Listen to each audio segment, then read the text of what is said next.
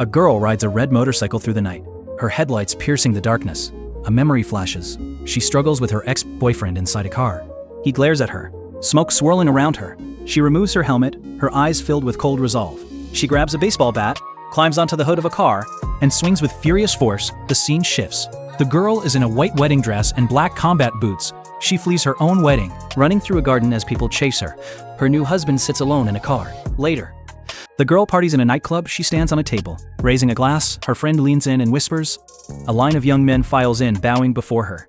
The girl inspects them, one by one, dismissing each with a wave of her hand. Her eyes scan the club, landing on a stranger sitting alone at a table. He meets her gaze. She leaps over the back of a couch.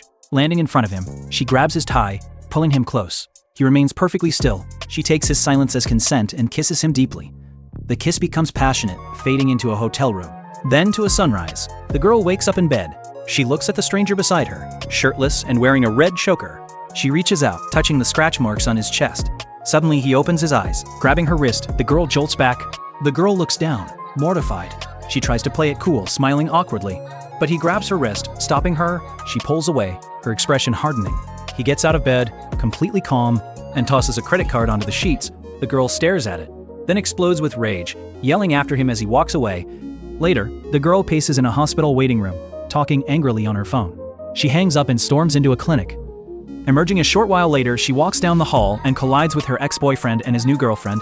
The ex looks shocked. The new girlfriend clings to his arm, touching her stomach. The girl smirks at them. The new girlfriend lunges forward, trying to snatch a paper from the girl's hand. They struggle. Just as a man in a sharp suit walks down the corridor with his assistant, the paper flutters to the ground. The girl kneels to retrieve it, but a polished leather shoe slams down on top of it. She looks up slowly, her eyes widening in disbelief. It's the stranger from the hotel room, her husband. The girl points accusingly at her husband. He just stares back, his expression unreadable. The ex-boyfriend is utterly confused. The girl grabs her husband's arm, declaring him her new boyfriend. She whispers a threat to him under her breath. The new girlfriend scoffs, but the girl fires back with a sharp retort. The ex-boyfriend gets angry, but the girl simply rolls her eyes and pulls her husband away. The new girlfriend plants a seed of doubt in the husband's mind. He looks back at the girl, a thoughtful expression on his face. He turns to the new girlfriend, his voice cold, and walks away, leaving her stunned. Later, the girl and her husband walk to an elevator. She promises to keep their arrangement a secret. He just adjusts his tie, his jaw tight. His assistant watches them. Bewildered, in the car, the assistant hands the husband a wedding invitation. He opens it, then listens as his assistant relays a message from his grandmother. The husband's eyes widen slightly, a flicker of alarm crossing his face. The girl storms into her family home. Her father immediately confronts her, scolding her for her absence. She retorts sharply, then slumps onto the couch. The stepmother enters with a fake smile, offering her dinner. The girl refuses, insulting the stepmother. The father explodes in anger, but the stepmother calms him down. He then orders the girl to attend a birthday party and get invitations for him. She refuses, leading to another argument. Outside, the husband gets out of a car. Back inside, the father tries to guilt-trip the girl, but she sees right through him. They argue fiercely. The girl shoves her stepmother aside and storms towards the door. Just as her husband arrives, he walks up the steps, holding the wedding invitation. She throws the door open, and they come face to face, both of them completely stunned. The girl slams the door, pulling her husband inside. The assistant scrambles to pick up the dropped invitation and gifts. The girl drags her husband out to the garden, accusing him of stalking her. He stares at her in disbelief, then realizes she doesn't recognize him. She offers him a wad of cash to leave her alone, but he just looks at her, finally putting the pieces together. He asks if she's the daughter of the house, and she thinks he's a remarkably well-informed gigolo. The assistant tries to intervene, but the husband silences him with a look. The girl gets a phone call, ecstatic to learn she passed a job interview. She hangs up, tells her husband their business is concluded, and turns to leave, annoyed. He watches her go, a slow smile spreading across his face as he holds the cash she gave him. He finally tells his shocked assistant that the girl is his new wife. A young man in a traditional blue tunic gives a presentation. The interviewers look unimpressed. The girl sits among the other candidates. Observing another candidate, a young man in a leather jacket, struts in. He mocks the first candidate, then starts dancing to impress the interviewers. The female candidates swoon over him, but the girl just scoffs. The dancer confronts her, but she stands up, ready for her turn. She walks to the front of the room, lays out her impressive collection of degrees and certificates, and confidently presents her qualifications. The interviewers are stunned. One of them recognizes her as the daughter of a rival company's chairman. Another candidate accuses her of being a spy. The girl's expression darkens. In the hallway, the husband and his entourage walk towards the interview room. His assistant explains they are holding interviews. He decides to observe. Inside, the girl spins a sob story about her difficult childhood. flashing back to memories of her father, neglecting her for his new son, and her wild nights working as a DJ to pay for school. She breaks down in tears, then suddenly straightens up, her demeanor completely changed. Assuring them she is perfectly healthy and ready to work, the lead interviewers move to tears. The husband enters the room, clapping slowly. He smiles at the girl, his eyes twinkling with amusement. The girl stands frozen, staring at her husband. He smiles. The interviewer, mistaking him for an assistant, introduces him. The girl's eyes widen in horror. Her husband takes her resume, reads it aloud, and points out the unmarried status with a smirk. A flashback shows her insisting she has a husband. He leans in close, whispering about her supposed hard life.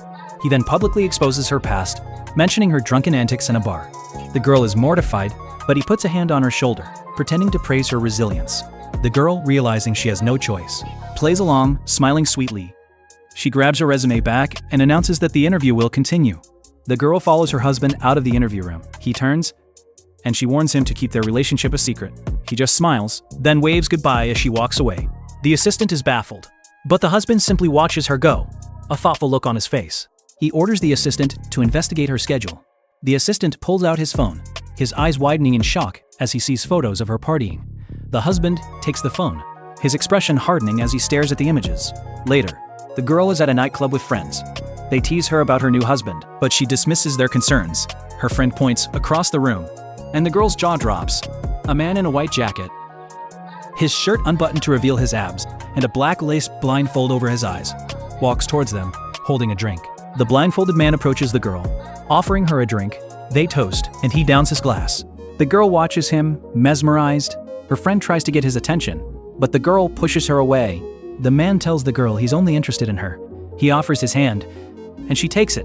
He leads her away from the table, up a flight of stairs, and into a secluded area. He asks if she's looking for some fun, but she scoffs, trying to pull her hand away. He leans in close, his touch sending a shiver down her spine. He asks if she recognizes him, then kisses her deeply.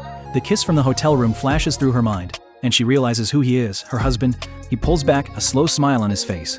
She tries to leave, but he stops her, revealing that he drugged her drink. He leans in, their faces inches apart. As the drug takes effect, the husband kisses the girl, then pushes her onto a bed. She pins him down, teasing him, but then gets up to leave. He calls after her, pointing out that she forgot her bag. She retrieves it, thanks him sarcastically, and leaves. He sits up, his chest covered in lipstick marks. He also discovers a document she dropped. It's a file from her father's company. Later, the girl walks down a hotel corridor, feeling the effects of the drug. She overhears some staff talking about the CEO, and realizes with a jolt that they're talking about her husband. She demands to know which room he's in. The girl runs down the hotel corridor, looking for her husband's room. She finds it, but it's the same room she was just in. She knocks, and a man in a wig and dress opens the door. The girl is confused. She checks her bag for the company file, but it's gone. She rushes back to the room. Just as her husband is leaving, he's disgusted after his encounter with the man in the dress. His assistant tries to explain, but the husband is furious. He hands the assistant the company file he took from the girl. The assistant is shocked to see what it is, and even more shocked to find out his boss's wife is investigating her own family, and that her father has an illegitimate son. The husband orders him to hire the girl and keep an eye on her. Later, the girl is in a parking lot, trying to unlock her car, but her key fob won't work. She calls her father, who tells her he's cut her off until she gets the invitations. As she hangs up, an elderly woman watches her from behind a bush. The girl throws her keys in frustration. The old woman suddenly stumbles and falls.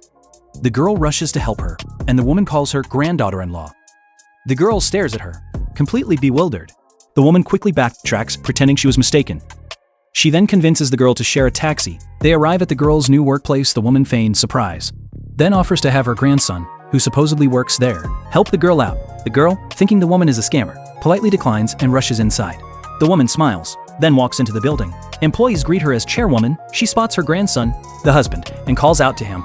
He's surprised to see her. She tells him his wife brought her. He asks how she found her, and the woman claims it was a chance encounter on the bus. The husband is suspicious, just as his assistant runs up, announcing that his wife is fighting with the sales manager. In the office, the girl argues with the man, pushing him onto a desk. He complains that she's overreacting, but she continues to berate him. He reveals he's her ex-boyfriend, and she grabs him by the collar. Furious, she tells him he's worthless, and he fires back, telling her this company is a subsidiary of her husband's family business. The girl is shocked. Just then, her husband and his grandmother walk in. The ex-boyfriend recognizes the husband from the hospital. The grandmother rushes to her grandson's side. The girl is stunned to see the old woman again. The grandmother asks what's going on, and the ex-boyfriend accuses the girl of attacking him with her new lover. The husband orders his assistant to remove the ex, who protests, claiming to be a relative of the CEO.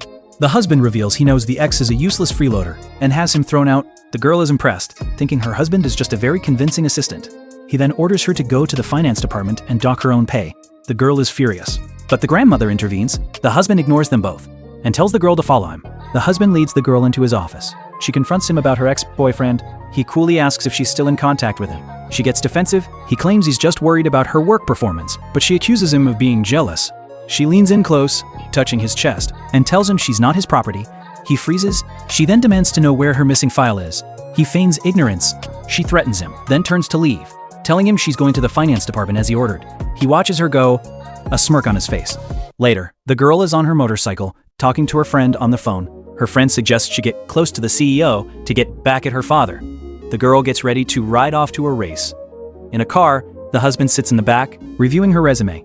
In his office, the assistant explains that the girl's father tried to marry her off to his cousin, but his grandmother intervened. The husband realizes the girl thinks she married his cousin, not him. He sits in the car, brooding. When suddenly the driver slams on the brakes, the husband looks up, his eyes wide with alarm. The girl lies on the ground after crashing her motorcycle. The driver of the car, the husband's assistant, gets out and yells at her for speeding. She apologizes and begs him not to call the police, but he tells her his boss has already decided. She looks towards the car and sees her husband. She removes her helmet, trying to charm him, but he doesn't react. She sees him open the car door and her heart sinks, but he just rolls down the window. She's shocked to see him again. He gets out of the car, and she tries to push him away, but he stops her, demanding she pay for the damages to the car. He then taunts her about her motorcycle racing, and she threatens to expose him. He just smirks, and she realizes he's enjoying this. Just then, her friends arrive on their motorcycles. One of them has fallen and is crying in pain. As the girl helps her friend, another man arrives with a bouquet of flowers. He gets down on one knee and proposes to her. The husband watches from the side, his arms crossed, his expression unreadable.